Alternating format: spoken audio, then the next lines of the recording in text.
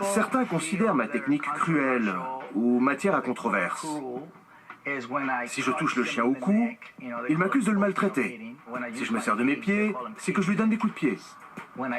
Si je retourne le chien ou que je le couche sur le côté, c'est une méthode dépassée. Ceux qui n'aiment pas mon style dénoncent ma cruauté.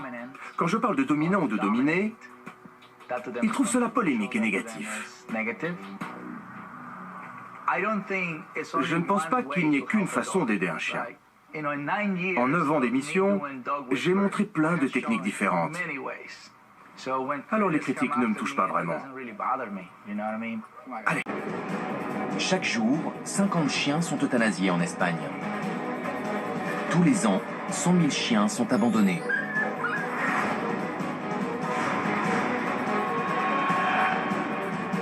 César Millan dirige la plus grande campagne contre l'abandon jamais lancée en Espagne.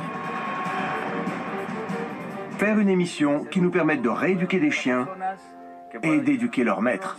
Un seul mot d'ordre, enseigner aux futurs maîtres à se comporter en véritable chef de meute.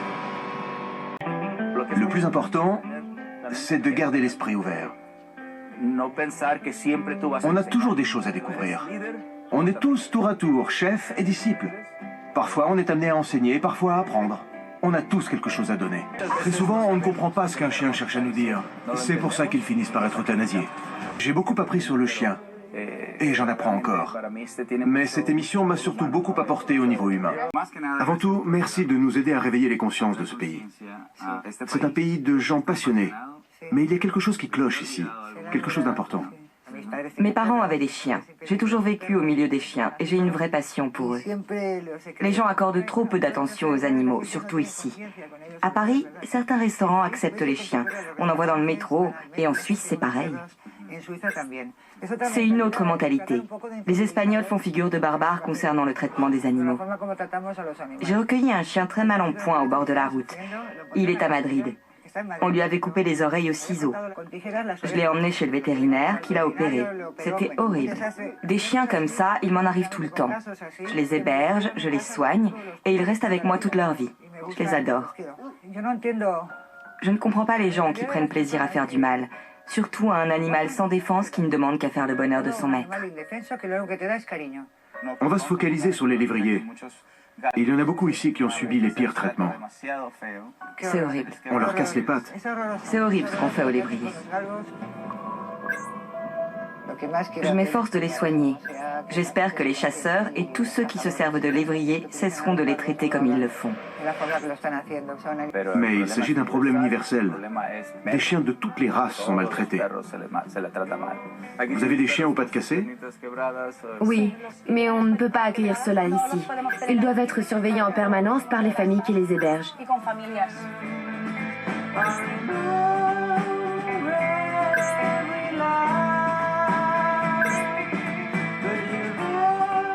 On l'a retrouvé avec la patte avant droite cassée, la gueule fermée avec du sparadrap et des barbelés en guise de collier. La patte a été opérée, mais il va bientôt être opéré de nouveau.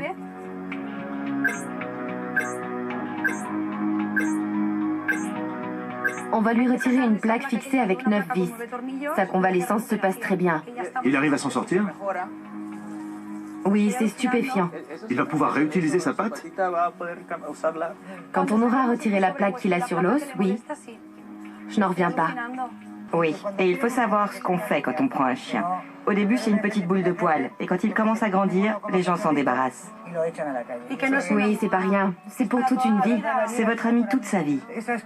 Ces actes barbares commis par des hommes, il faut qu'ils cessent. Tous les chiens ont droit au respect. Il faut voir son chien comme un modèle. On veut toujours apprendre des choses aux chiens. Mais l'homme a parfois du mal à apprendre de la nature. On veut tout imposer. Il est temps de revenir aux fondamentaux, aux choses simples et nécessaires. L'honnêteté, l'intégrité, la loyauté. Il faut s'ouvrir à la meute, pas se refermer sur soi-même. Avec lui, on apprend ce qu'on ne voit dans aucun livre. Il nous transmet beaucoup de paix et il comprend les chiens comme personne. Merci beaucoup. Merci à vous. C'était un plaisir. Et merci de m'avoir présenté tes chiens.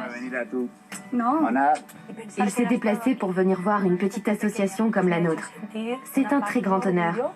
Pour mes camarades et moi, c'est mieux que de gagner à la loterie.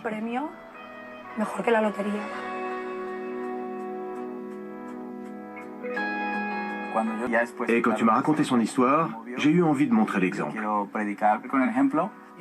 Je cherche toujours des façons de faire de mes enfants de bonnes personnes. On a toujours adopté et rééduqué des chiens dans ma famille. Et mes enfants ont grandi avec des chiens. Choco va me permettre d'enseigner à mes fils qu'il faut aussi aider les chiens qui sont vieux ou qui ont un handicap physique.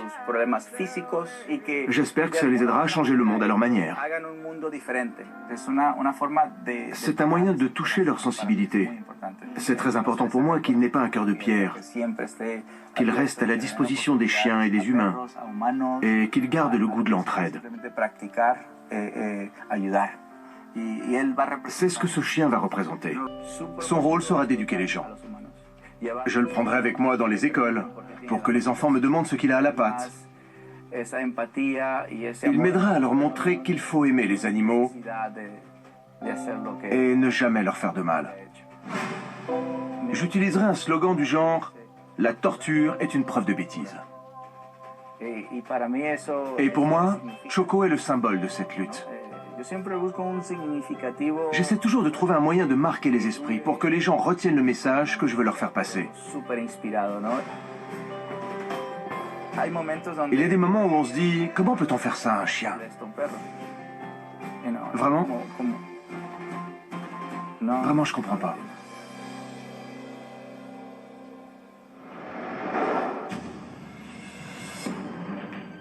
L'abandon et la maltraitance sont des problèmes grandissants. Un chien n'abandonne jamais son maître. Que vous rencontriez des soucis d'ordre privé, financier ou spirituel, un chien reste toujours à vos côtés. Il ne vous lâche pas. Il ne mérite pas d'être abandonné.